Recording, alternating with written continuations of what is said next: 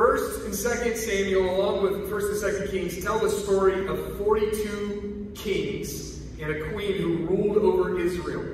And it started out, they ruled over the nation of Israel collectively, and then as division and as false worship and fighting broke out amongst them, the kingdom divided into the northern kingdom, which was known as Israel, and the southern kingdom, which is known as Judah.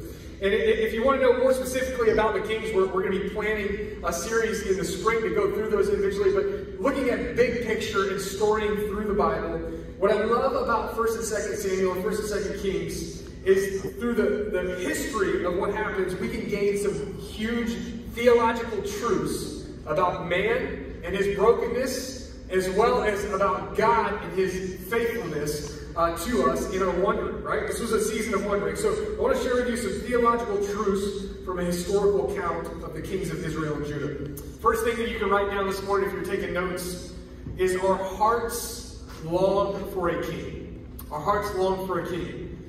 The people of Israel came to Samuel and they said, Samuel, we've seen the other nations and they have an earthly king. And they said, give us a king to judge us.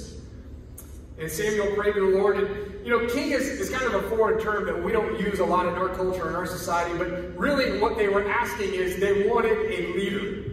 They wanted a leader over them. They wanted an earthly leader and king to guide and direct them, to go to battle for them, to stand up for them, to lead them. But here's the thing. They already had a king. And he was far greater than an earthly king. He was an everlasting king. A father who overlooked them and saw over them and provided provision and provided strength and provided guidance. And so what they were trying to do is take a spiritual need that they had that only could be filled by God, and they were trying to replace it and fill it with an earthly leader. And so they started going about this. The people of Israel were making impulsive decisions based not on what they needed, but what they wanted and what they thought was best. I don't know if you guys ever do that. I do it, right? Anybody ever make impulsive decisions? Anybody go to the grocery store when you're hungry? You go to the grocery store, and you know, you need milk and eggs, and you go in there, and then you're walking through, and then all of a sudden you see, oh, ice cream, it's on sale. I think I need a few of those. And then you go over to the popcorn, oh, it's buy two, get 100 free, right? And so you get that, and then you go over, and then you can't go to the store without getting a thing of Oreos, right? Because, I mean, you need those, right? And then before you know it, when you're checking out, you went in for 2 items, and you have 100 items, right? Do you need any of it? Probably not, other than what you went to go for. Maybe the Oreos, right? Those are important. But you go and you make these impulsive decisions that really, based off things that you really don't need, but things that you want.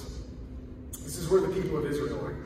They're playing this comparison game, right? They're looking at the other nations who have an earthly king and leader, and they're thinking, well, they have one. Why shouldn't we have one? And in so choosing to looking for an earthly king and an earthly leader and putting their faith and trust in an earthly king and leader, they had forsaken the everlasting king. They chose the things of this world, the leaders of this world, over the everlasting, eternal king. You know, as we look at this, I think it's something that we often do. We often try to take, you know, the place in our lives that only God can fulfill, and we try to fill it with things of the world, right? Oftentimes we can put too much faith in earthly leaders and try to put our trust and our hopes and our dreams in leaders of this earth, when we really, the only person who can fulfill that need, who can guide and direct us and provide us spiritual wisdom and oversight and help us make the important decisions in life, is only Christ. And so we feel this need. You know, our eternal longing for leadership in life can only be fulfilled through Christ. He is the only one. And yet oftentimes, just like the people of Israel, we try to replace the position that only Christ is deserving of, and we try to put the world in its place, in his place. And so this morning, as we read this, I want to challenge us to say, who is our faith in? Is it worldly leaders? Or is it in Christ and Christ alone?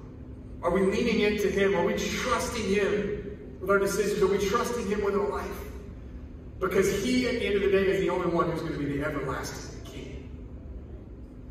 Second thing that you can write